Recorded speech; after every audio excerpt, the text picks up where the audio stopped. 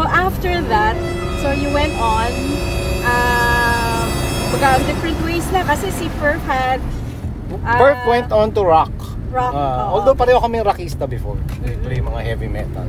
Kasi syempre gitarista ka, so heavy metal talaga. Pero later on, I went to pop. Yeah, si Perf maraming dinaanan niya, but he ended up nung prime niya with River Maya syempre.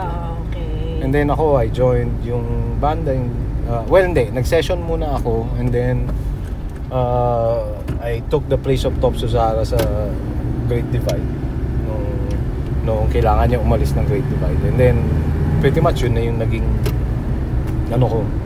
doon na ako talaga naging trabaho. Yun na yung work mo, career. And then after that was like 6 or 7 years. And that was the peak. Peak was Great Divide. If financially, peak was Great Divide. Then after that was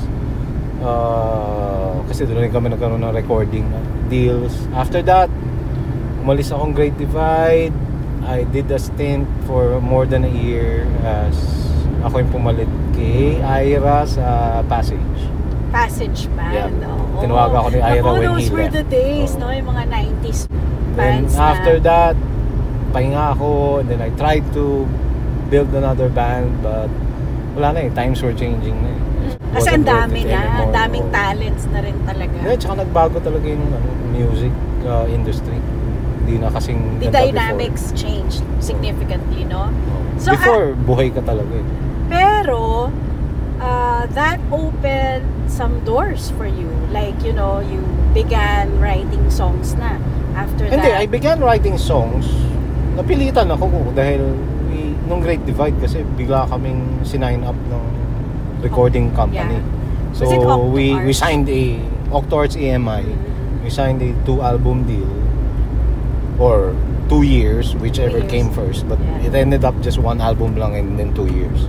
So yun, syempre we had to come up with original songs, but we were playing 6 times a week, so it was really hard kasi susulat kang kanta, mag-recording kayo and you're playing 6 times a week, so medyo that was the start na I ventured into writing songs. And then I got the help of kasi nga dahil 6 times a week kami tumutug, alam ko hindi ko kaya, so I got the help of Top dahil ako naman pumalit sa kanya, we were all good friends. Top Susara is from the freestyle. From freestyle no siya yung. Pero before nung time na yun wala Great Divide siya talaga, and then umalis siya, and then he concentrated on work. So nagtrabaho muna siya kasi nagkapamilya siya So ayun. Pero kung ikaw ang tatanungin, alin ang masasabi mo na mas equal ba yon yung being an arranger and being a guitarist? Or syempre first love mo yung addicting ang pagigitara kasi parang syempre naging passion mo siya. But paano mo masabi ang difference?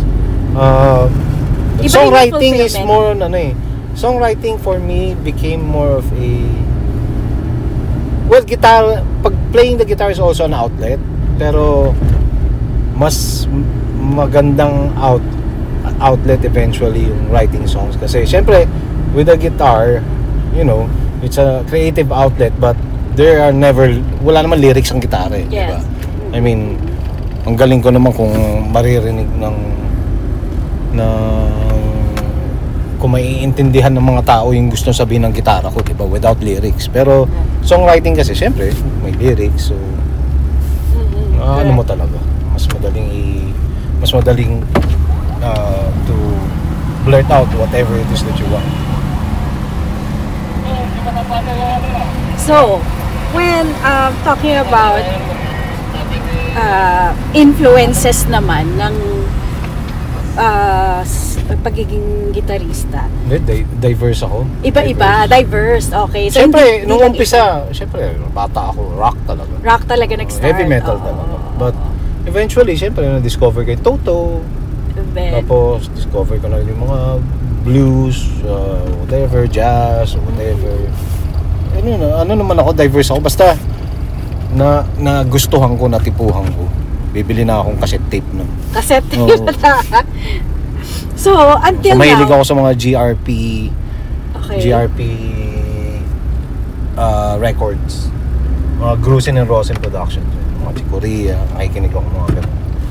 And then, although hindi naman ako naging ganun kagaling talaga. But I always like them. Pero right now, when you want to be motivated again to... di ba constant naman yan? So when you Actually, before, kung gusto kong gumaling, motivation ko is listening to those, yung mga complicated. Kasi gusto kong gumaling eh. Oo. Gusto kong lumalim. Lahat naman ata ganun. But, ngayong edad na to, oo, yeah. You enjoy listening. Mas nakaka-motivate sa akin going back to the roots. Like yung rock, yung mga Red Hot Chili Peppers, yung mga, nung nag-umpisa ako. You know, kahit minsan, mga glam rock, basta yung mga pinag-umpisahan ko. Mas siya, mas motivating siya to hold the guitar ulit. Kasi parang it's so simple, masarap lang, alam mo, walang complications. Ganun.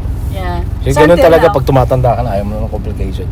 Pero ngayon, true. Pero ngayon, pag sa time and age ngayon, when you listen to yung mga bago, like, sino ngayon yung mga you enjoy listening to,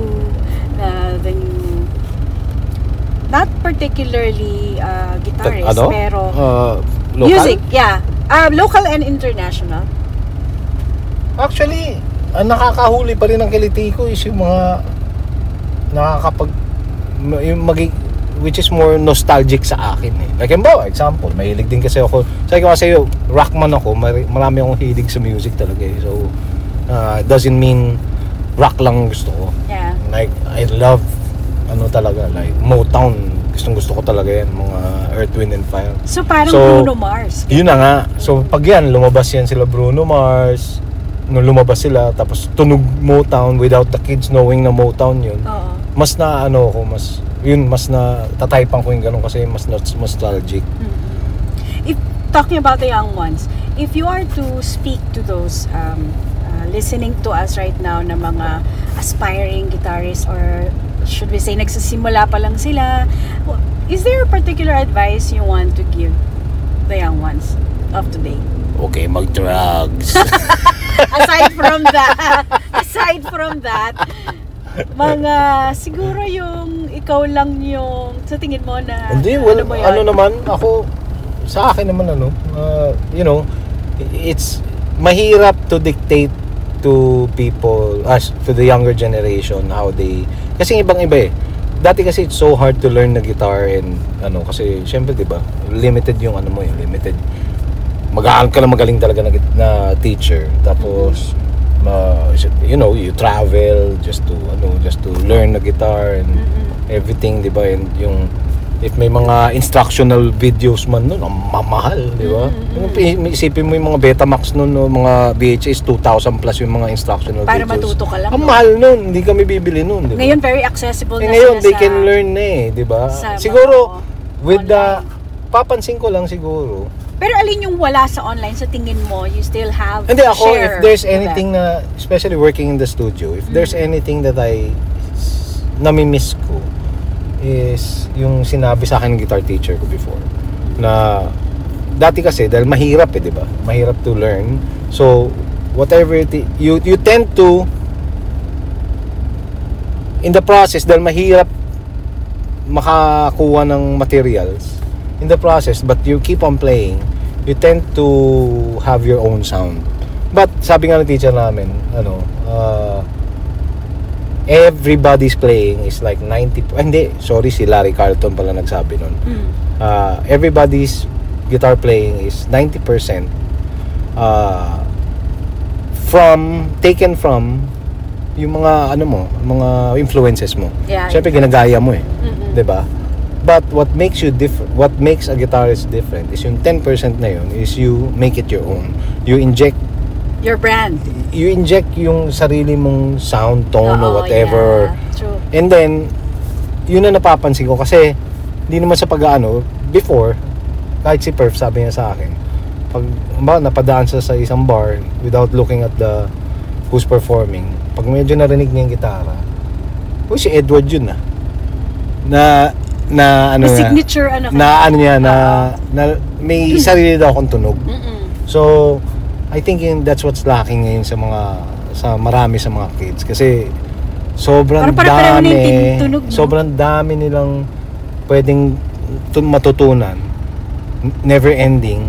They keep on learning stuff na nakukuha nila, but they never really get the chance to incorporate or build around it and making it their own. Kasi nga tuloy-tuloy yung learning sa kanila kasi readily available sa internet eh. So usually mga narinig ko magagaling, ang galing kaya lang katunog ni ganyan. Oo, true. Ganon siya. Or at the very least, ang galing yan sino yan? Ganon ang mangyayari. You really don't know who it is. Magaling siya, 'di ba? Yeah. Pero hindi ganon ang dating. Unlike before, uy, si ano ba yan? Sabi ko na eh, 'di ba? Kasi alam mo eh. Alam mo na kagad. So yon, mga young ones, no, those who are listening. Wala namang makikinig ng young ones dyan sa club. Meron ba? Sigurado meron naman. Kasi naman, World Wide Web dito. So, online ba to? Ako, yari, erase lahat, marami. Edit lahat. Wala nang bawian. Itira lang yung yung hello, tsaka So, lahat, di ba, makikinig naman sa'yo. Dahil significant naman yung advice mo. So tama rin yun kids. O not kids pala, the young ones. Bagets. Ay hindi, how do we call them now? Hindi, Gen Z. Malalaki na rin yung Gen Z. Okay, so anong tawag? Hindi ko na alam. Hindi na natin alam. So those next to Gen Z. The new generation. The new generation. Hindi, parang meron na nung may tawag na sila, but I forgot. So anyway, to all of you learning guitar na ngayon pa lang magsisimula. So yun, bear in mind na yun dapat ang i-develop, diba? Na may sarili kayong tunog. So, with that, ayun. Okay, that's nice. Parang siya, additional pa yun. Additional pa dun sa... pag meron pa ako dinagdag, may bayad na yun. Anyway, thank you so much, Pipi Edward, for spending time dito sa interview na to, sa audio series na MOTG. What's MOTG? That's Midtown on the Go. Mama on. Hindi, sa Tagalog meron. Midtown over talaga, grabe. Ganun ba yun? Oo, diba? So, watch out for more sa mga marami parating magiging guest na Midtowners. Or hindi lang naman limited na Midtowners lang. Pero syempre magsa-start tayo sa sarili nating club. So, see you guys on the next one. We're RCP Midtown, nothing will